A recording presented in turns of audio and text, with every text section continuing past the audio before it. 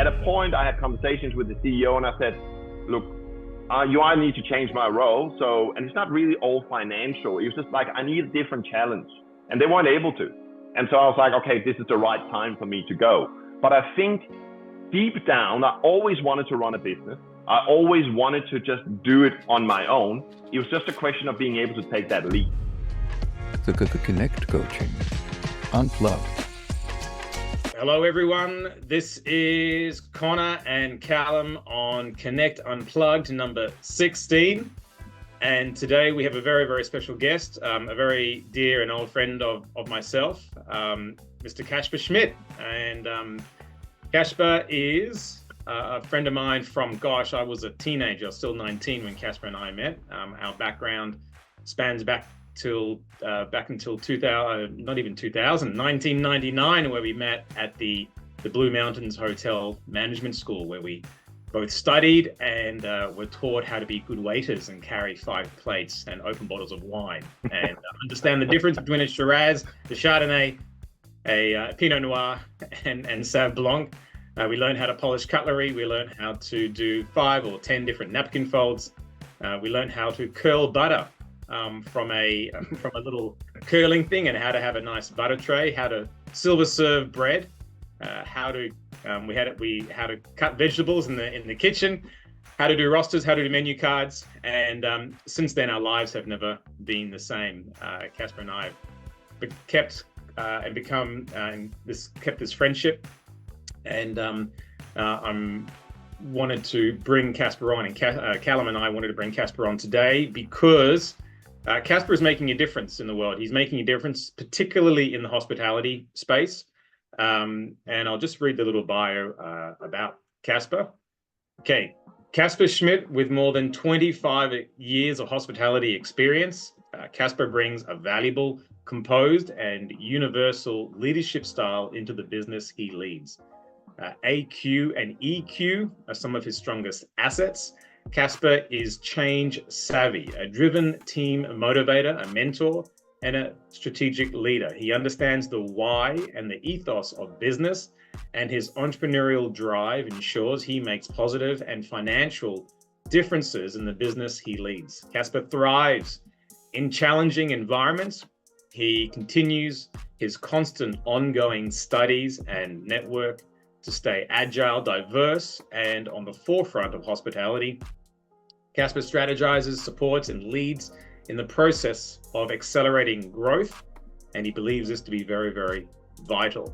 I have a whole list here, but I think I'd rather start talking to you now. Caspar, welcome to the Connect Unplugged podcast number 16. Caspar Schmidt. Thank you very much.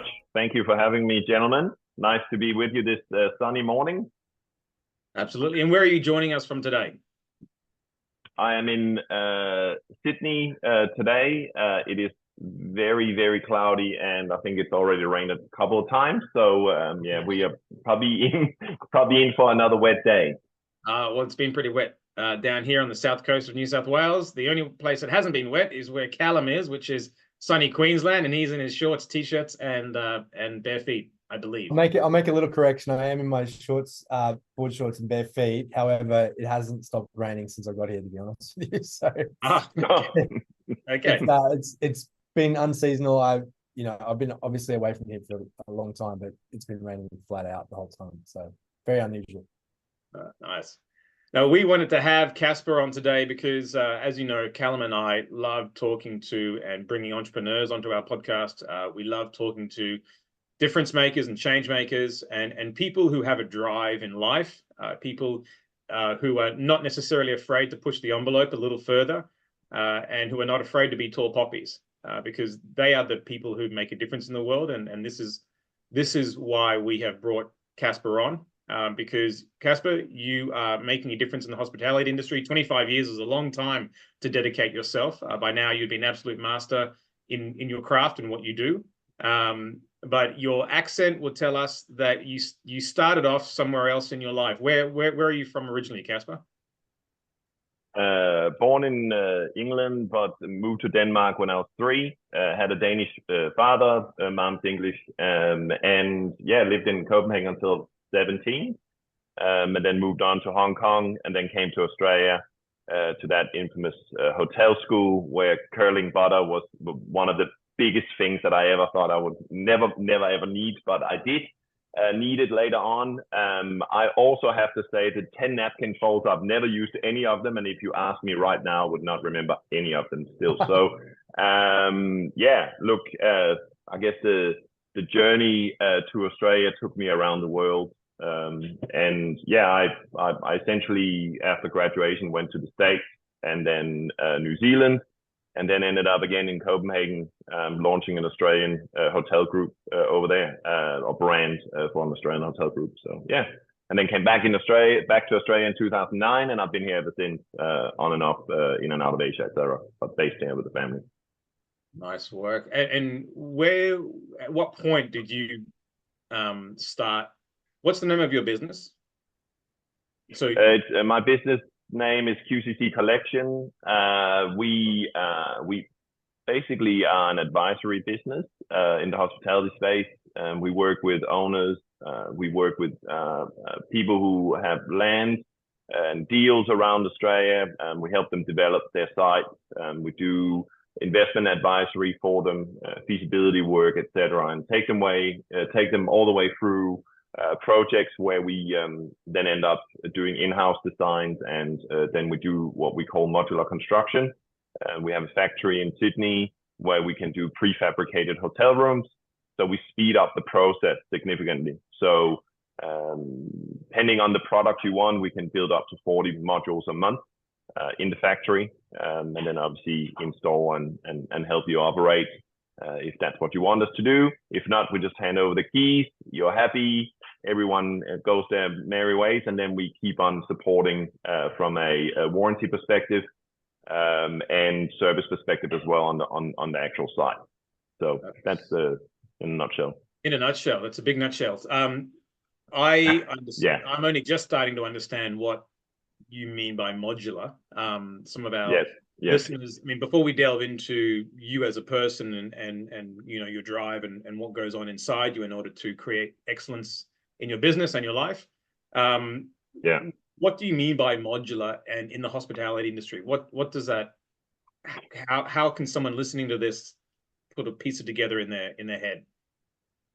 Sure. So we obviously normally mortar and brick buildings are put together with mortar and bricks. They take a significant amount of time. When you start working on a project, what happens is that obviously you need your DA, your development application approval, to actually construct in the first place.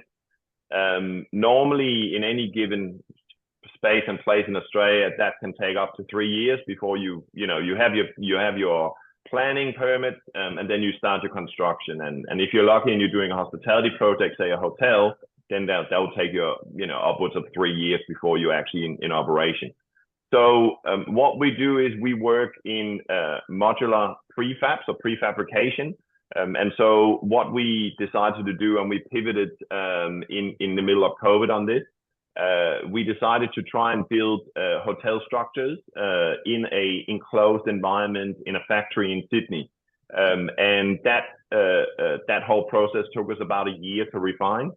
And now, we launched this last year, and now we're doing a significant amount of projects where we are able to not only control the environment, but also cut the cost significantly. So our construction, be that in lightweight steel or aluminium or wooden structures, whatever the client wants, we are able to put together far more efficiently than in an outdoor environment. So our processes in the factory allows us to construct up to 40 structures a month, so 40 rooms a month. And if you want to go in a more sort of a larger space scale, then we've just delivered a project down the Southern Highlands, large structures, 60 square meter structures, 5.5-star fit out, and we do 6 of those in 4 weeks, specially built and delivered. So 4 weeks of construction, 3 days for install, and then you're in business. Wow. That's incredible. I mean, I come from a construction background, so to hear that that's going on and how quickly you're putting these things together, it's pretty spectacular. And I think I caught you saying that it's a 5-star installation as well. Is that right? Yeah, no, absolutely. So we control the project. And look, when we started this, we were like, okay, we just manufacture the rooms and then we work with other contractors. What we've learned along this journey is it's actually easier for us to do the whole project. We control everything on site. We engage all the contractors, and so it becomes a full turnkey option for the client. So they don't have to worry about anything. When we do the feasibility, we will tell them, okay, these are going to be your returns. This is your cost for the product. And this is your timeline. So instead of wasting 3 years, we'll work with them to get DA, so the permits. As soon as they have those all up, including design. So we have in-house capabilities with interiors, we have structural engineers, and we have architects. So we can do everything in-house. And all up, a project normally takes between 12 to 16 weeks. And then they will have a finalized design that they sign off. This is the client. When they sign this off, then we go to construction, and yeah, it's just very, very efficient. Not only from a timing perspective, but also from a cost perspective. So we sit in the current environment around 1/3 of the cost, and then the speed is what takes you through and makes everything so much more viable from a financial perspective. And I imagine, when you first said hotels, I immediately went to going to hotels in the city, because that's traditionally where I've gone to hotels. But this is probably more suited for the regional areas. Am I correct in thinking that, where there's a little bit more space? So Kallum, yeah, look, we just, when we started, we just did single structures.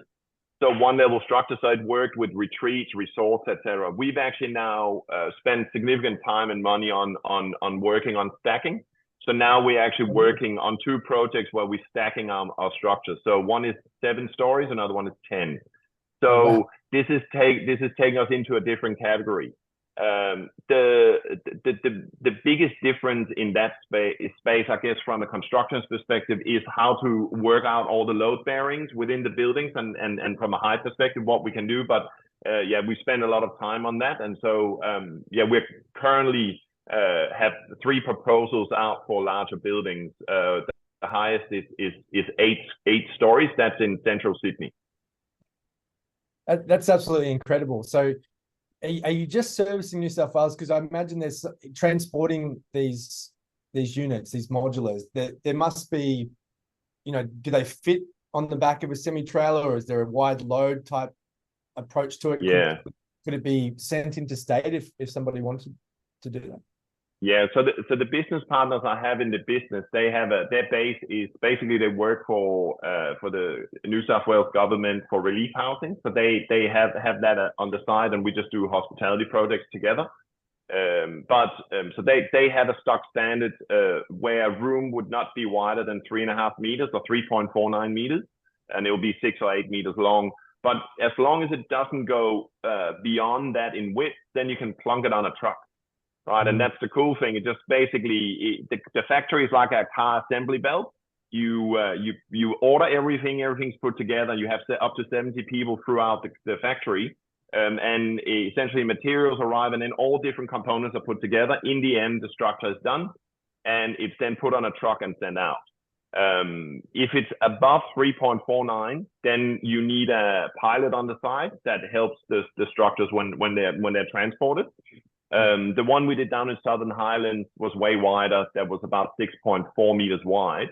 So we had 2 pilots on the truck, on this hydraulic truck, and they were delivered in the middle of the night. So yes, you have an add-on cost in that, but everything is costed out straight away. So you know the cost, it's not going to deviate. The only variable we actually have as we costed the project is the transport.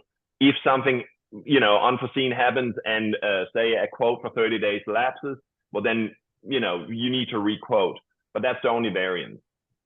Yeah, it's absolutely fascinating. I knew this happened for housing. I didn't know it happened for hotels and hospitality. This is completely new. So this is quite new.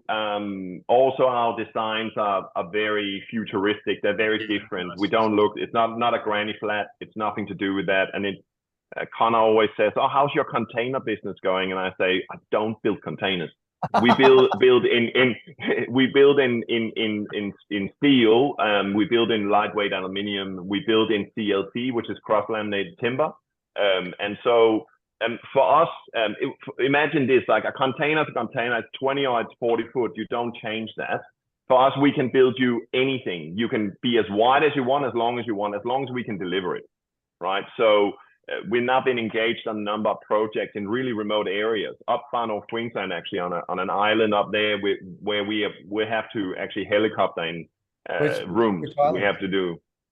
No, I can't tell you, but that's yeah, so it's under NDA, so we can't really say much on it. But we look, the possibilities are vast.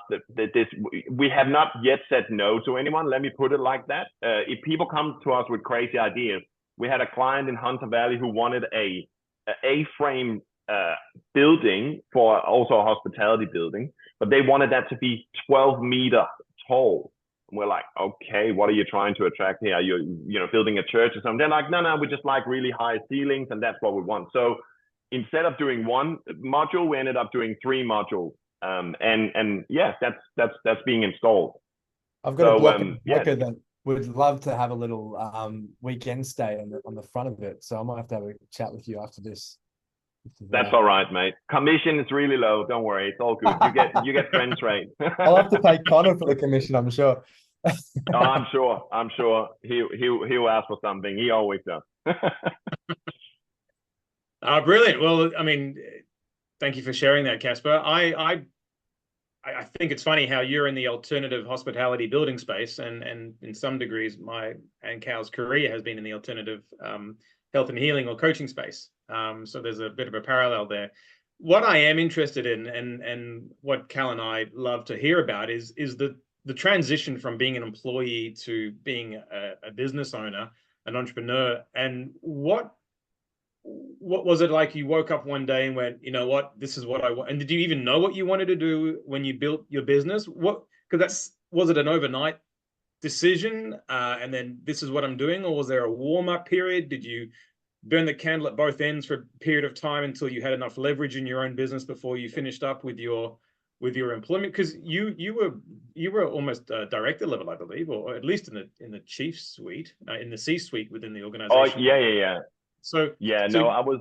Yeah, you had a lot of security, Sorry, a lot of certainty. Should you just decide to stay on where you were? So what was it that went? You know what? I want to take the leap. Look, I was 26 when I became GM for a $52 million project in Copenhagen, and that was to roll out the Adina brand, which is a well-known Australian brand for the Toga Group, back then now TFE Hotels. Look, I never thought at that stage I was going to be in a GM position at that age, but either way, grabbed that opportunity and ran with it. And yeah, we successfully opened several other hotels in Europe. I was over there for about 5 years, and we ended up with 6 or 7 Adina hotels around Europe, which I ran in the portfolio. When I got back to Australia with the group, my wife and I moved over to activate our PR back then. And yeah, look, they just kept on throwing me challenges. They'll give me portfolio in New Zealand that didn't work, and they weren't, generating the money that they needed for the funds they were in. And so I just kept on going and going and going. And after 14 years, launching some amazing brands, running huge portfolios. I think the biggest portfolio I had at any given time, or at one time, was 32 hotels. I had like 1,600 hotel rooms, massive turnover, 130 plus million a year. I was like, I turned 40, and I remember walking into the head office, and I was like, is this what I want to do for the rest of my life? And I don't know, something just happened in my mind, and I thought, okay, well, maybe it's time for me to try something different. And I always wanted to have my own business. I was like, okay, I'm doing this well for other people. I'm in that space. Yes, it's secure, and it's great to get a bonus every year because you reach your targets and so on and so forth. But the main reason why I joined was always to be able to be in the people business. And I always say hospitality is all about people. Owners will say it's about their bottom line, their net operating income. It's all about people. If you don't have the right team around you, you're not going to succeed. So I just hit a point where I was like, I can do this on my own with the right people. And so I decided to look elsewhere. What happened when I started looking elsewhere was that a group approached me, a bunch of investors from Sydney approached me and said, hey, Cass, you have this experience. Why don't you join us as the group CEO, group COO, launch our boutique hotel brand into Sydney, help us with a purchase and so on and so forth of a different hotel group, and then see where it takes you. And I was like, maybe this is a good thing to try and start with, although you're still secure, but you're in a different environment. Yeah. So I took the leap and did that, and yeah, was greatly successful in that. I stayed there for a year and a bit, and in the end, the company that they purchased, which was a leasehold business down in Melbourne, called Punt Hill, they wanted to franchise, and I was just like, I'm not a franchise guy. That's not what I do. I love boutique hotels. I love that curation. So we just decided that, it was time to part ways, and we did that on very good terms. I even found my own replacement, which showcases that, people still respect each other in all aspects. But at that stage, I was like, okay, that's it. I've now done what I need to do. I'm ready to go. I'm going to set up my own business. And set up the business in 18, 19. The first actual gig that I got was in China. And that was a consulting role where I was hired by a company that I had worked with before. I helped them with an opening many, many years prior of their luxury retreat out in Shanghai. And the owner said, Cass, come over. I need some help. We're selling a part of the business, but I want you to restructure this business. And I said, well, you're going to have to hire me as a consultant. I don't need a title, yada, yada, yada. And he said, no problem, come over. So I got over there, and then after like 2 months, he's like, no, I'm making you CEO. I was like, okay, that's fine, but you're still going to go through the business. I don't want to be, put in a space where I can't look at other stuff. And he was like, perfectly fine. So did that, and then I picked up many, many clients at the same time out in Hong Kong. And so, yeah, that was just the start. We just like got into it, met people, spoke to owners, and yeah, that's how it got going. Did you have any level of uncertainty, fear, doubts? Of course, of course. So, you like with everyone who starts the business, it's a bloody scary time, isn't it? Like you don't really, you believe in yourself, you push yourself. It's like, okay, I think at that stage in 18, 19, when I went out, I was like, okay, my Rolodex is pretty big. I got a lot of contacts. I know a lot of people. I know a lot of hotel owners and hotel groups. And so it's a question of doing a proper introduction and like believe in yourself, get in front of the right people to discuss needs, etc. But yeah, look, I think the biggest learning from all of those meetings and time that you spend is actually the rejection. Like you actually look at that and you go, okay, well, maybe I wasn't the right fit for them. That's okay from a service perspective, but I'm going to keep on going because I know there's something here that they'll need. And when I was in China in that role, we started doing a lot of development into, Connor, you like this, shipping containers. And we were really looking into sort of how to divert them, if we could use the frames, if we could come up with a sustainable setup and use them as hotel rooms. And it just didn't work. It just did not work. We then started looking at prefabricated rooms, and that got my interest because I thought, wow, that's really efficient and you can really sort of push that. Yeah. And so we tested a lot of those aspects, and then that just carried on with me in my own business. And COVID hit. I had 7 people in an office in Shanghai that was working for me. We were doing all this hotel advisory. We were doing revenue management for hotel groups. We were doing all these things. When COVID hit, I was like, what are we gonna do? And we had to close down the office. I had to come back here. Classic Australian. It's like, oh, well, Caspar, you need to have 48 hours to come home. And by the way, your business is based overseas, so you get no support. I'm like, okay, great. That's all the savings, everything you've done. Backtrack a little bit. You said one sentence, and you just sort of said it off the cuff. But I think it holds so much weight, and that was, I believed in myself. I had to believe in what I was doing. Or you said something about, I believed in myself. How did you know you believed in yourself? Well, you've been around the track many times. like many of the conversations I had with owners or investors were, a lot of these companies are very set in their ways. You know this, like, and I came from that world. It's like, oh, we have an SOP and it says the SOP says this. You have to follow that, and we can't deviate from that. Why would we hire you as a consultant when we have the capabilities in-house? I said, well, if you had the capabilities in-house, you'd be flourishing in the market. You would be killing it. You'd be number one on TripAdvisor. Your net scoring aspects would be higher than anyone else. But I think one thing, you have to just believe in yourself when you take the plunge. You have to say, and you have to evaluate continuously. And I still do this. Many times do we sit with owners and investors on land deals, etc., and who wants to develop stuff, and we educate them.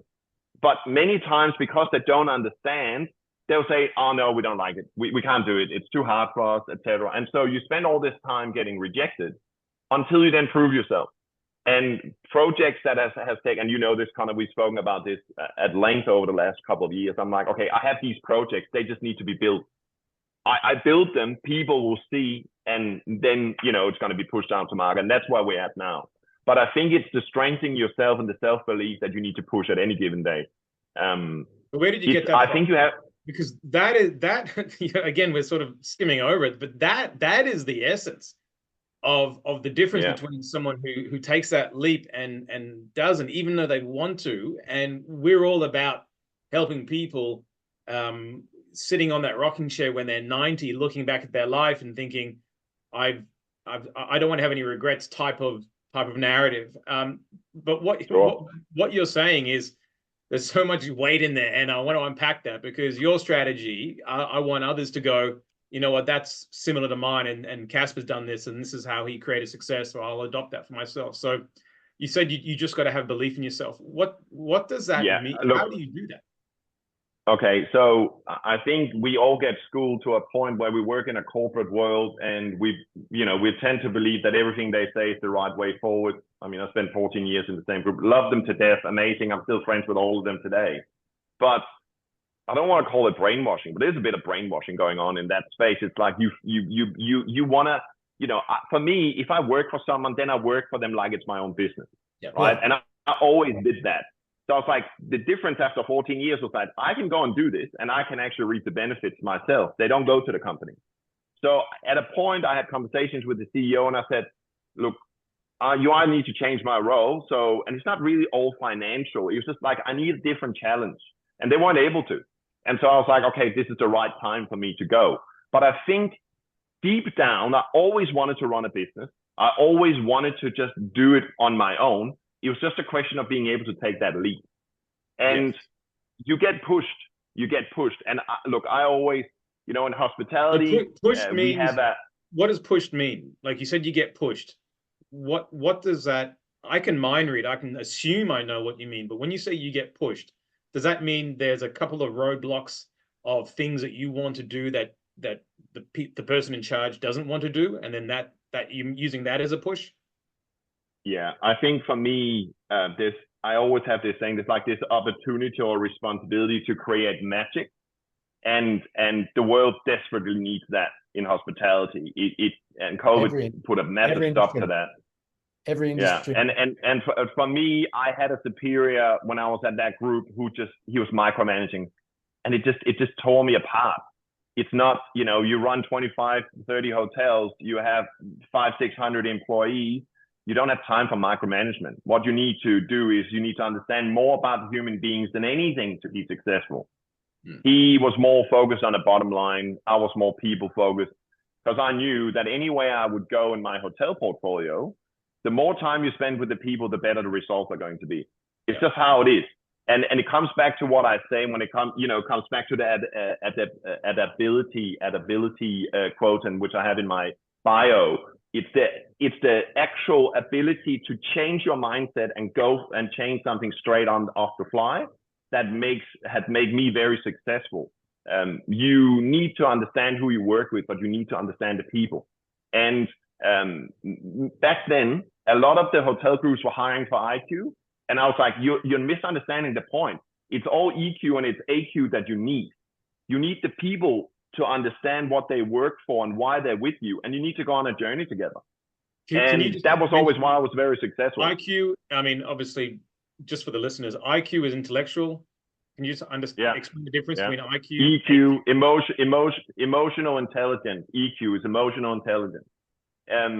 We had an academy at TFE Otoga where we took a lot of young people through a journey where they could become qualified to work as studio managers or restaurant managers, whatever. But we took them on a journey. Hey guys, Kallum and Conor here from Connect Coaching. I hope you're enjoying this episode of the Unplugged podcast. We're jumping in to let you know about something really exciting, the Forever Client Matrix. Absolutely. What we love doing is lighting people up and having them realize that their future is bright and, most importantly, making a difference in this world. So we are very excited to be able to share this with you. If you want to turn every prospect into a Forever Client, then please click on the link below in the description and get instant access now to your preview of the Forever Client Matrix. Enjoy. And that was all like, we need to get the people with the highest IQ out of high school to come and join us. I'm like, you misunderstand the point. Hotels is a people business. It's not about who's extra good at spreadsheets. It's about actually having interaction with your clients, with your guests, to be able to read them, to understand that if they have a need, then you change and you have that ability to do that. And so that was always how I pushed the business to a very high success. Yeah, I think Cal and I resonate with that tremendously. We every day we wake up and we connect and we say, how can we bring value to our community? And with our mentoring, our coaching, our programs, we are in the trenches with our community. We don't have other people coming in. What lights us up is actually the people as well. So coming back to your, when you said you have, again, I want to unpack it. When you said I have the ability to, I think what Conor's looking for as well, if I can spell it out, because Conor uses the words that make sense to us, but for people outside the industry, it may be a little bit more esoteric. But basically, what I think Conor's looking for, and correct me if I'm wrong, is more of a step-by-step process of your strategy of how you were able to create that leap and then the results within your business afterwards. Because if we can unpack that step-by-step process and we can learn from it, it gives us a how-to and how to share that with our community as well, because it's been a successful one for you. Yeah, look, I think the strategy when I went out on my own was, I knew it was time after I had finished up with the boutique group. I was like, okay, now I want to go and hunt for my own clients, because I had no reason not to believe that I could do what I did just on a payroll. So with a network in place, that's what I did. Yes, I had savings. I had enough to run for 6 months. I put that in place. I needed that as security. But I also targeted 10 clients that I knew I was going to get at least 3 or 4 of them. And for me, that was important because I had something I had something to run for. Get some wins on the board. Exactly. And you sign the first one. The first one's always the most exciting. You think, oh, okay, if I can sign this client, then the world's my oyster. I can really push this.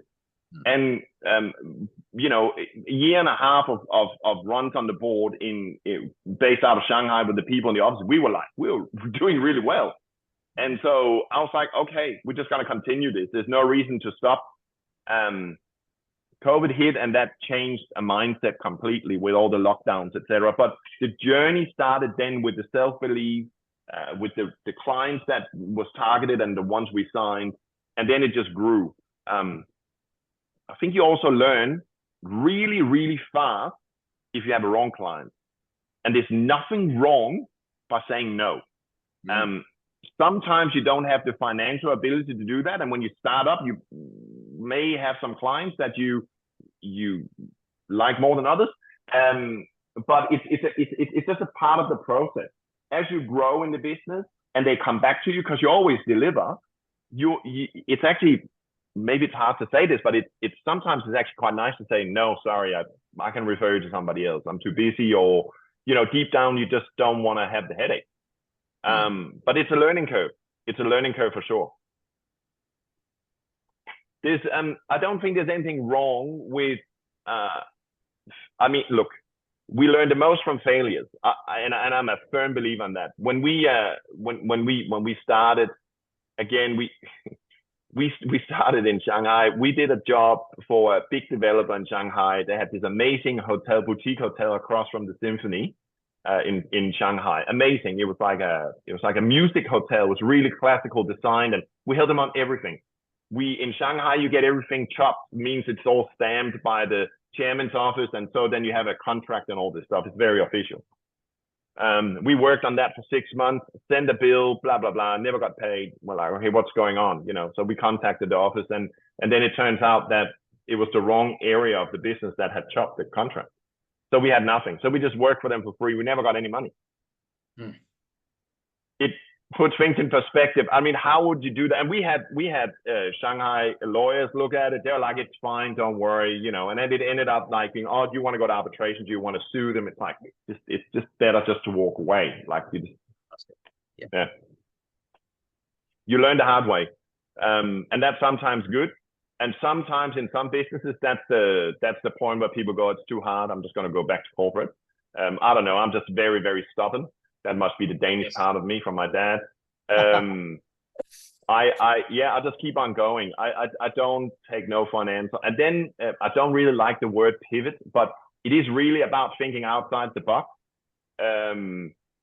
I think, everyone needs to know their why. We all know Simon Sinek and his why, his amazing golden circle and all that stuff. Like, I was always fascinated about how to think differently and then deliver to guests or clients long term. Look, I ran some of and I'll be careful what I say now. I ran some of the lowest graded hotels in Sydney in the Travelodge portfolio in Australia. They were like 2-star, but I can tell you, we delivered outstanding guest service, and people came back nonstop. And it was all because of the people. They were proud of what they were doing. Yes, the rooms are not 5-star, but by all means, the service was 5-star, and people don't expect that in a 2 or 3-star establishment, right? So we were taught that at an early age in our year 1 of the hotel school. It was all about the people. It was taking care of the clients, customers. I've stayed at a few 5-star places where the service absolutely sucks. It's shocking. And that gets you by surprise as well, because you're like, are you guys just flying on the brand or the name? It's I think many of sometimes the 5-star establishments if they have a brand on it, from a fee structure, I mean, they're actually not making a lot of money. The bottom line is not very good for the owners. The brands are making the money on their fee structure, and so it's hard for those things to go together if the owner's not happy. And if the team feels that, then they don't really care.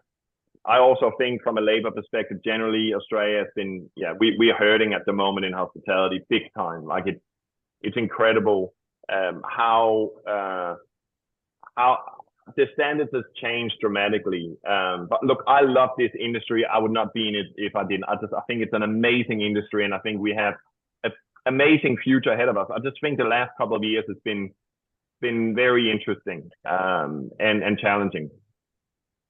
Yeah, amazing. Well, Schmidt, you're an incredible leader. And that's come natural. So I think I've said a few times, just in our casual social areas, that, when you work with Caspar, it's either what do I normally say, Caspar? It's either Caspar's way or the wrong way. But I think that's part of your success, though, because you're so certain with what you do, and because you're certain with you and belief that you have within yourself, you always get the results done. And what would you say to someone who is not as leader-driven or certain as yourself, or have that belief within themselves? Is there any advice you can give them to get them to another level where when they make a decision, they have the backing within themselves to stick with it and see it through, instead of turning around when the going gets tough? I think failure is the greatest road to success, honestly. Like, put your hand up, get the battle scars, just keep on grinding. Like that, it has to be that way if you want to be successful in your own business. It's you have an opportunity. You're there for yourself. You're there to make a difference to all the people that you're engaging with.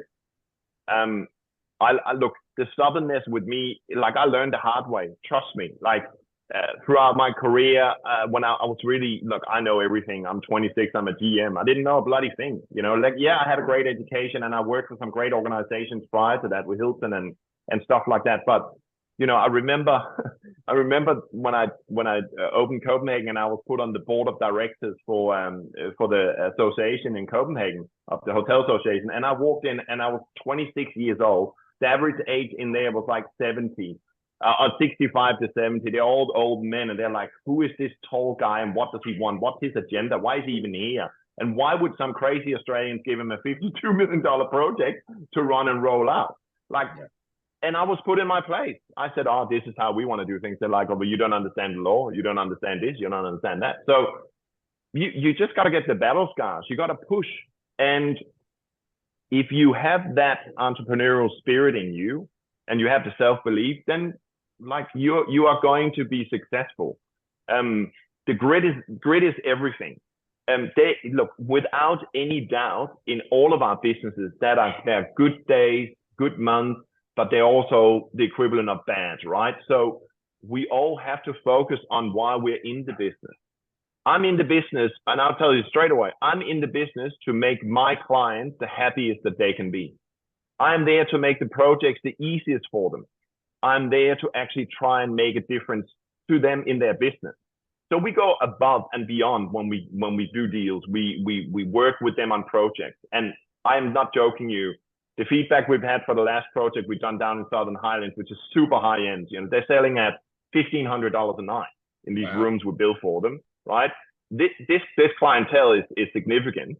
And the feedback has been absolutely amazing because we go above and beyond. And that's what we want in all aspects. So you need to align yourself with people in that way. And if you work with people that have the same self-belief in what they do, I'm not a builder. The guys I work with from the building perspective, they're young and they just want to make that difference. So I work with them because I trust them and they deliver. And all the other parts, the advisory, the feasibility, all those things are then intermingled and it just works. I just came back from Adelaide last week at AHIS, which is the biggest hotel investment conference in Australia.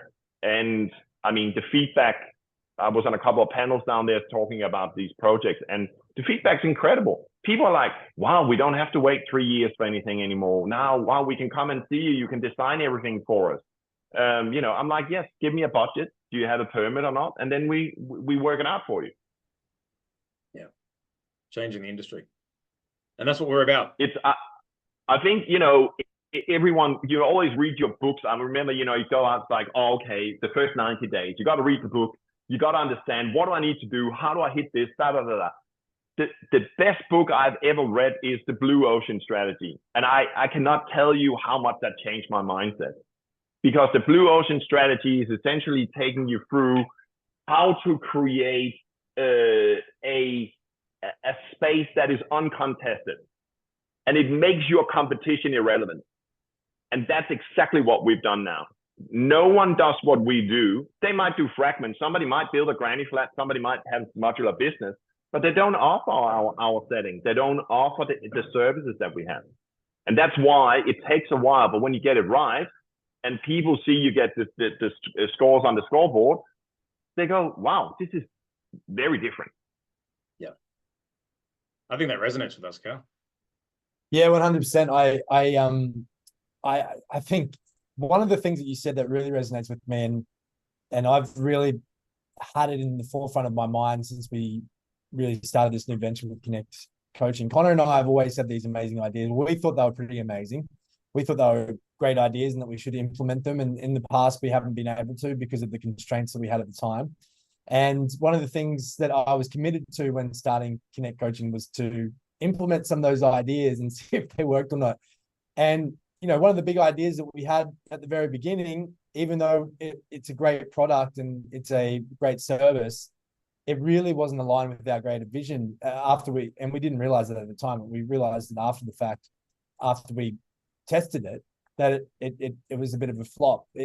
wasn't a flop from the people that attended it. They loved it, but it was a flop from the perspective of it didn't do the thing that we wanted it to do, which was encourage people to go further through our pathway into our core offer.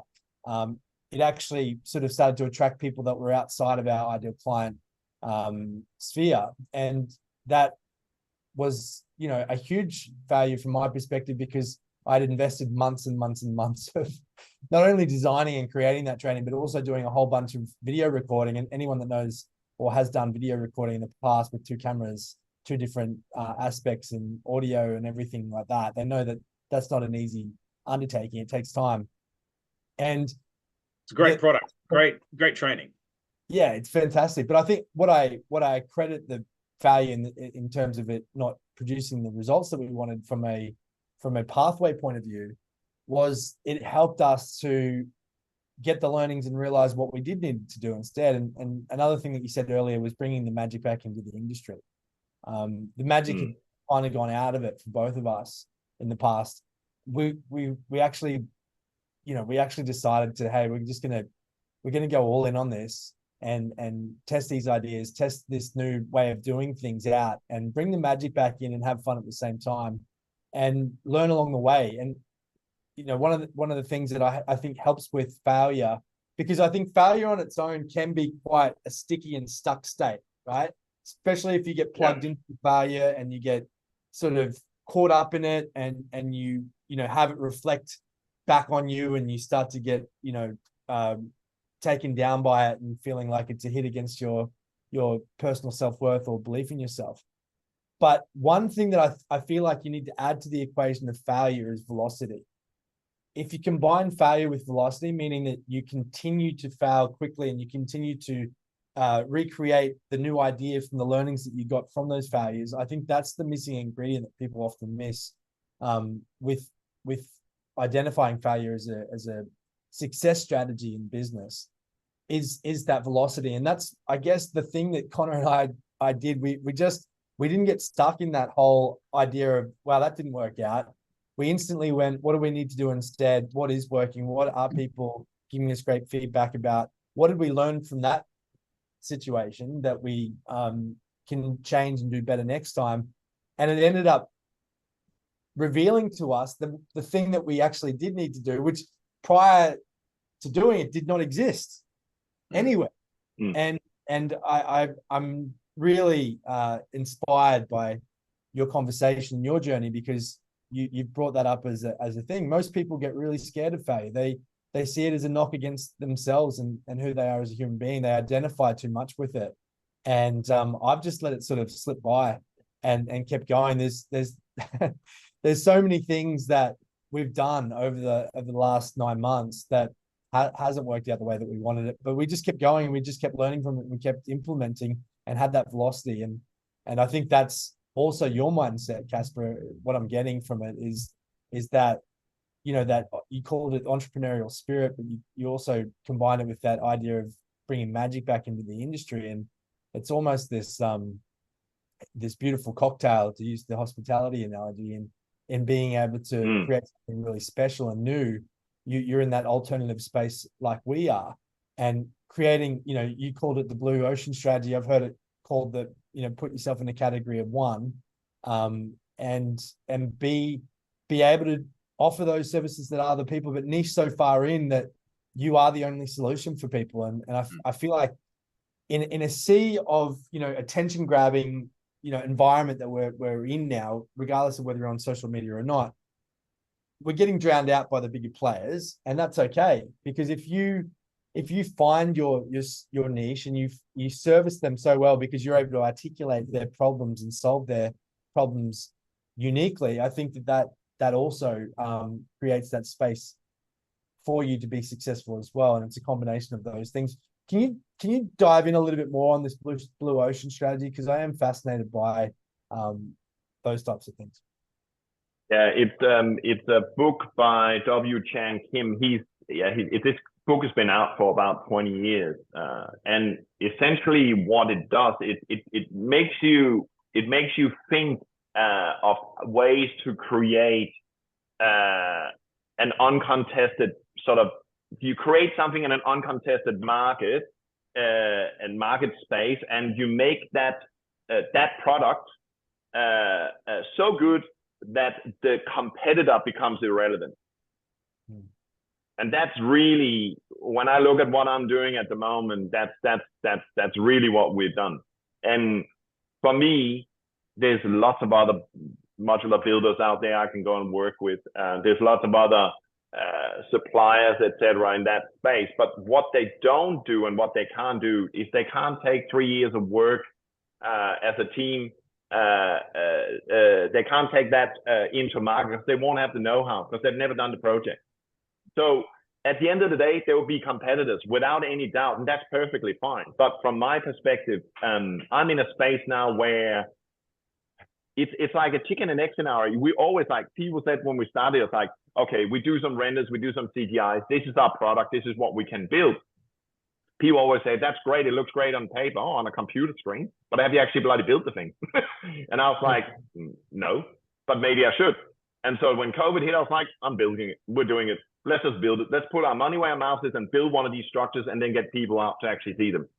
And we did that, and people went, holy moly, this is amazing. It's next level. So then it was a question of then pushing that into market in a space that was not there. So when we launched into hospitality market last year, there's nothing like it. So people go, wow, you can do these things, you can do the structures, you can build, you can save us thousands of dollars, sometimes millions of dollars, because of the speed and the capability of from a construction perspective. So that became relevant for a lot of people in market. Our competition was then sidelined because the competition only was a modular builder. They didn't have the hospitality aspect. So that's really what it's all about. It's about trying to push that. For me, when I look at opportunity, I think when I started the advisory business, I was, I think, strategically smart, because I went to Asia. I didn't start competing with the usual suspects here in Sydney or Melbourne, JL or CBRE or all those usual guys that I already knew. Why would I try Savills? Why would I go and try and beat them at their own game? They're bloody good at it, right? That's not what I wanted to do. So when I went overseas in that market, that was a different challenge. And because I had scores on the board over there with big developers or known groups, I got in front of the people I needed to. And so you got to strategize in that space. I think the importance here is that you focus on what's in front of you, but also you have to have this long-term vision like you guys have. There's a long-term vision around why you're in the space. It's not like, oh, I woke up and then now I'm just going to do it. And people do that. Don't get me wrong. But most of us would say, okay, there needs to be a strategy plan. Within this time, I have to achieve X. And if I don't, then, we got to look at Y and understand the customer success, if you want to call it that. From my perspective, I just am very clear with this. I wanted to, and for me, it was not like I got to make millions of dollars. I wanted to have a sustainable business that would pay for my family. I'm a one-man band, so one income earner in the family, and I just wanted to be comfortable. And I was very comfortable before, but I'm more comfortable now. And I wake up every morning and I'm happy. I'm pumped. I want to go to work. I want to go and meet clients. When we finish this podcast, I'm going to go and meet one of the biggest hotel groups in the world, and they're looking at my product. That pumps me up. That makes me happy because I know we have an opportunity to work with them. Brilliant. Yeah, that excites me too. That excites me too. And I think those opportunities arise when you are aligned with what you're doing and you do jump out of bed and you do fist pump and you do feel like, wow, I am making a difference. I am doing something special. The future is bright. It's like something that emanates from you and from that passion and that drive that you have doing something that you feel in love with doing.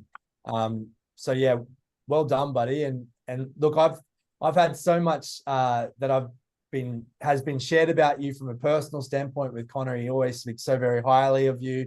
He always talks about the amazing cuts of steaks that you bring down from Sydney when you go and visit him. I know that you were there for him through some of the tough times when he was a career DJ in Sweden and career DJ. Yeah. The toughest time was to listen to the music he was playing, I tell you. And it's really cool today. Like, you've lit me up with this conversation and just your journey and sharing those insights. It's really cool to get to know you on this professional level and more personally as well. So I really appreciate it. Dito, very, very nice to meet you, Kallum. Look, I'll say one thing with Conor. He likes good food. I love to cook, so it's a good match. But we've known each other for many years, and we don't get to catch up enough. But when we catch up, it's always it's a highlight. We still have this. We have this ongoing thing, Conor and I, where we send each other this most stupid, most ridiculous memes or things on Instagram every night. And I know that he sits and he watches half of them with Annika, his daughter. I show Felix, my son, half of the ones that Conor sending, if they are like okay to show. But honestly, like we just it's just life. You have lifetime friends, and yeah, that's what we are. We've mates for a very long time, and appreciate it. I think with Conor and I, it's also been a question of, I think we've probably seen each other grow up, right? At the end of the day, it's been like what? You're 52 now, Caspar? How old are you now? 26. So on a good day. So what are we it's 47 this month. So I think we would have known each other for a good part of 25 years, right? Yeah. You learn a lot, your families and stuff, and life gets complicated, but this is one of those things where you stay around and stick around with the people you like, and Conor, he's not half bad. Appreciate you, mate. Thank you for coming on. And if other people want to get to know you, Caspar, where can they find you? Oh, they can go on our website. It's QCCcollection.com. Tells you a little bit about the business and what we do. And feel free to reach out. I'm on LinkedIn. I'm on all the usual areas it would be. I don't do enough of Instagram stuff for QCC. We haven't really focused on that. I need to do a bit of that. I'm not on TikTok because I'm very old and boring. We'll see how we go. We might make that a target for the next quarter or something like that we get pushed in those areas. Yeah, it'd be cool. It's good that we'd love to get those links for your website too, because we do have people in our community that are doing retreats, and some of them might even like to create their own special retreat space that's in New South Wales or Queensland or anywhere in Australia. So they might be looking to start to expand and create their own space. So it'd be great to have your details in the comments section. Most definitely. Look, feel free to reach out. We can deliver anywhere in Australia. As I said early on, key for us is that we can do the whole thing for you. You don't need to go to. This is one of the advantages too with this. We have everything. We have the in-house capability. You don't have to go to 25 different consultants. Just come to us. We roll with it, and we obviously give you the cost options all the way through. So it's not like we just use one and that's what you have to use. There's transparency, and I think in many aspects of hospitality that's lacking. You need transparency. You need to be honest with your customer and your clients and your guests. And if you fail, then it's fine. Then apologize. And another thing, my dad always say, a smile can get you the furthest. You can get so far with a smile. Just smile. You're there. You're in the job. Just be happy. And if you smile and somebody has a shit day, it will change their mind about everything, really. Your dad was very charming, mate. Much rather. He was a good man. Yeah. Much like you. Well, today's been incredible. It feels like we should be in a social setting somewhere too. Yeah, I would love that. I'd definitely love that. Next time I'm in Sydney, we'll catch up. That'd be cool. Sounds good. Thanks for having me on. 5 Heads. Go to 5 Heads. Where's 5 Heads? It's the. Where's that? I think it's called 5 Head actually. It's in Sydney. It's a brand new steakhouse. I think it's been open for about 12 months. The story goes that when they, the English first landed in Australia, they had 5 head of cattle, and they let them go and they started roaming around the Sydney area, and then that was kind of the first 5 that populated that region, and now they've created a beautiful restaurant. I haven't been there. I've been told it's amazing. But yeah, it's all to do with different cuts of steak and different styles of steak. And I'm a big steak man, so yeah, we'll have to see. So is Connor. Connor likes a good steak. I do. Magic. All right, I'm going to tune out of Facebook. Caspar, stay on. Thank you for joining us, everyone. Thank you again, Caspar. Thank you. Kallum, mate, I love doing these podcasts, and we'll see everyone soon. Bye-bye. Hey guys, Kallum and Conor here from Connect Coaching. I hope you're enjoying this episode of the Unplugged podcast. We're jumping in to let you know about something really exciting. If you are a practitioner, a coach, or a trainer in the alternative therapy modality space, the Forever Client Matrix is something that we've modeled in the last 30 combined years, both Conor and my experience. And we've turned it into a 2-day intensive, and we want to give you a preview of that Forever Client Matrix. Absolutely. We want to make the bar for them to enter into that program very, very low and have them get incredible results. I've sold about $40 million worth, and together we've sold about $100 million worth with our teams. That's right. We believe that trust and reliability is the currency of the future. So if you want to turn every transaction to a transformational experience, if you want to turn every prospect into a forever client, then please click on the link below in the description and get instant access now to your preview of the Forever Client Matrix. Enjoy.